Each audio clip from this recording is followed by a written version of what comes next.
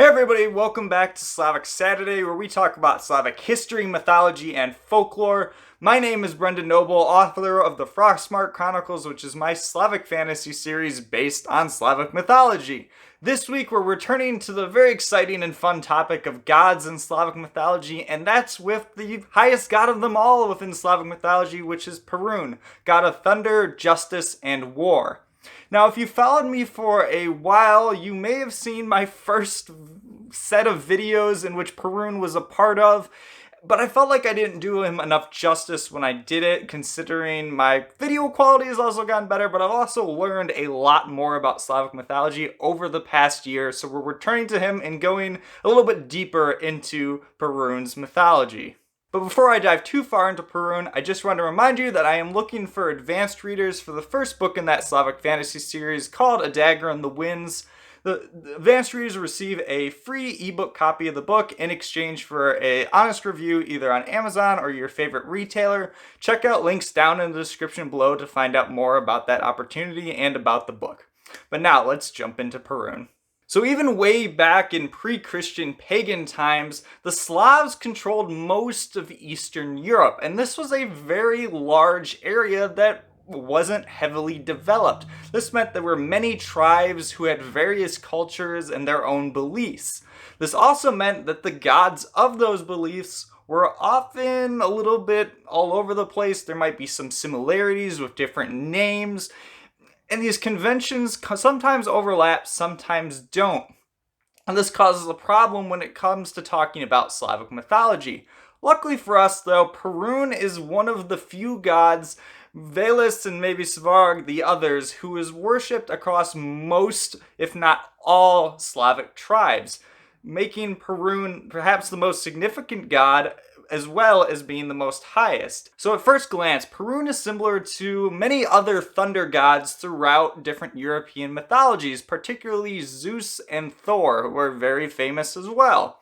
But Perun has a little bit of differences to him as well as these similarities. He's pictured as a older or fit middle-aged man with a long hair and a beard, often gray or white.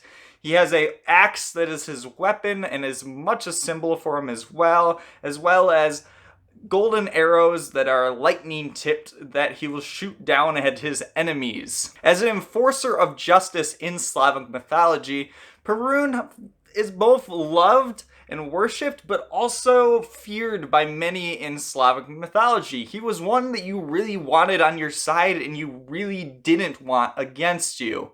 He was a protector of warriors. He was a bringer of rain to farmers. Perun had a part to play in these different types of ways of life, and so no matter who you were, you would probably have worshipped or feared Perun in your station. And like Zeus particularly as well, Perun was also considered, again, the highest of his gods, mostly. Unlike Zeus, though, there really wasn't an established pantheon among the Slavic gods because of the regionalization I talked about before. So while Perun and his arch-nemesis Velus were worshipped across most of the tribes, there were many minor gods as well, like Digiovanna, goddess of the wilds and hunt, who was worshipped mostly along the West Slavs, or a god like Dazbog, god of the summer sun, who was worshipped mostly among the South Slavs, or a goddess such as Mokosh, who was considered to be Perun's wife, who was mostly recognized among the East Slavs. And so while there was overlap between these different areas, there's also a lot that's different, and so we can't form one unified pantheon when we look at Slavic mythology because of this regionalization. And the differences among these regions make it all the more significant that Perun was worshipped across all of them. And unlike in some mythos where it's the oldest god that is the most powerful, Perun is not the eldest god in the Slavic, if we're going to talk about a pantheon.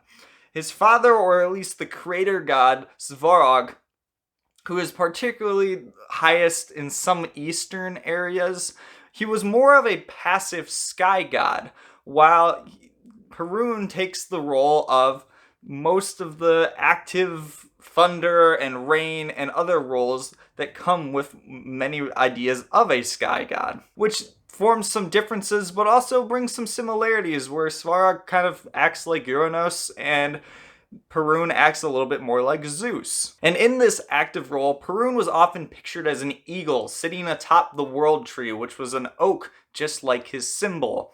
He would sit upon these branches in the realm of the gods that was called Pravia or Prav, and he would look down upon the branches into the trunk of the world tree, which was considered the realm of the living, Yavia or Yav.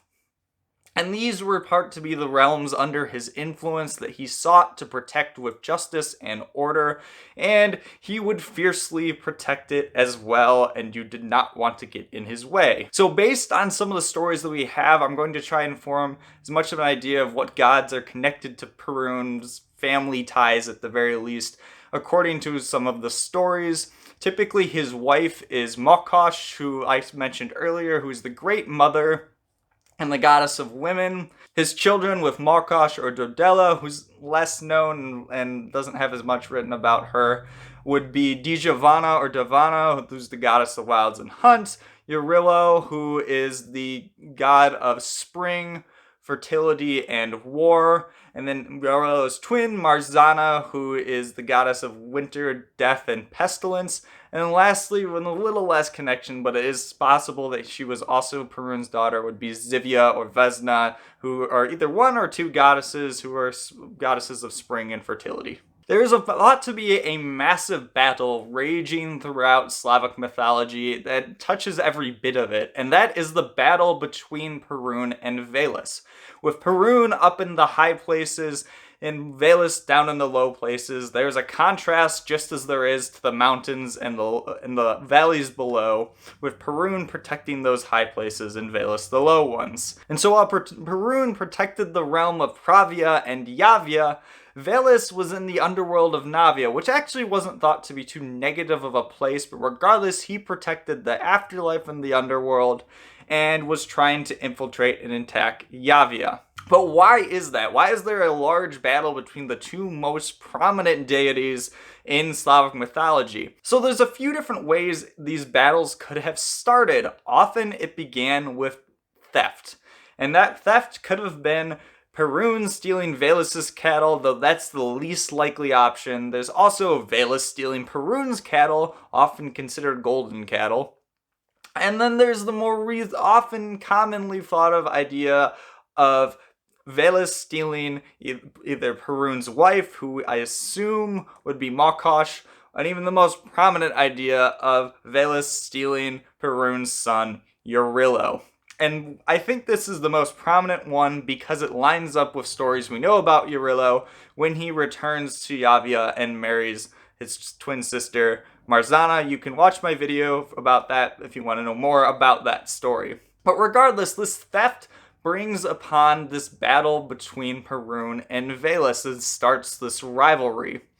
With Velus's trickery, magic, and deception, he tries to outwit Perun, who with his thunder and lightning bolts is much more powerful. And this is thought to be why lightning came from the sky at all. It was thought that Perun was shooting his arrows down at Velus, attacking him in the form of a snake, which was a common form for Velus to take. And these lightning arrows, or these golden apples, actually were another weapon from Perun. They were thought to be almost like a lightning grenade that he would throw down at Velus. Regardless, this was thought to be in folk tales and songs why the lightning rained from the sky upon Velus. And this battle would rage on until Velus eventually retreated to the underworld of Navia, which was the realm that he protected. And in the end, this is thought to be this kind of contrast between Perun bringing order and Velus bringing chaos. Not necessarily this element of good versus evil. This is important to remember when talking about this story, because unlike other beliefs such as Zeus and Hades, or the Christian god and the Christian devil, this isn't good versus evil. Both Velus and Perun were highly worshipped across all the Slavic tribes, and so that must be remembered, that people weren't necessarily cheering for one side in this battle, but they were very aware of it. Another story of Perun is that of his battle with his daughter Digiovanna. And Digiovanna was the goddess of the wilds and the hunt, and she was very rebellious. She saw Perun's rule over Pravia and Yavia and decided that she didn't like it. She decided that she, in fact, should rule all three realms, including that of Navia. And so what she decided to do was to revolt against her father. Eventually, Perun had enough. He scared away the wolves that would stand by her side and protect her, and overpowered her as she still tried to charge him with spear and horse.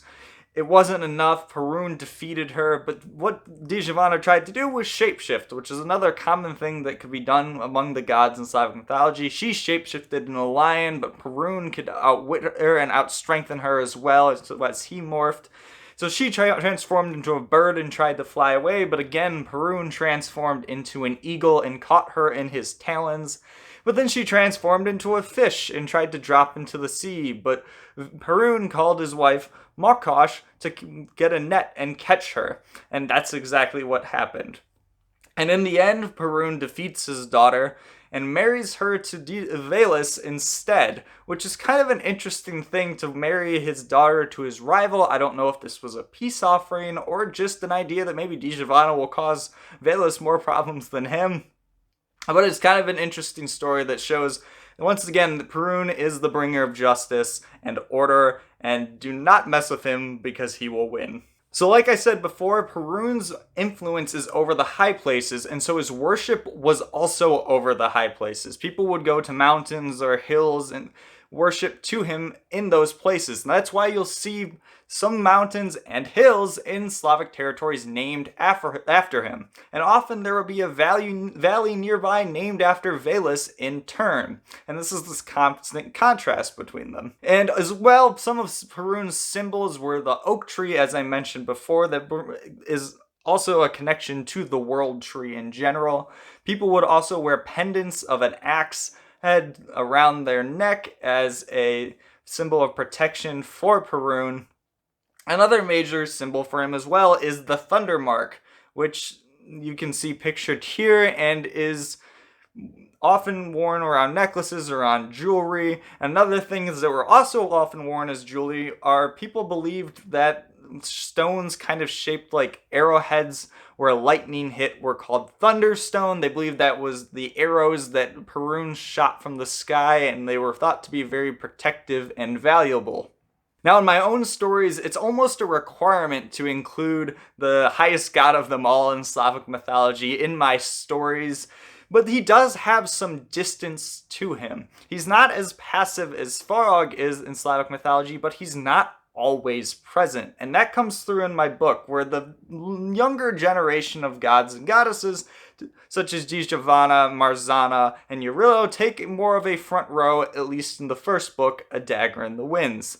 That being said, when Perun finally will decide that his kids need to stop squabbling, he's gonna have to get involved. And gods help whoever is trying to get in his way. And that's all I have for you on the Slavic Saturday series. I hope you enjoyed this video. If you did, please remember to like and subscribe down below. I come out with these videos every Saturday.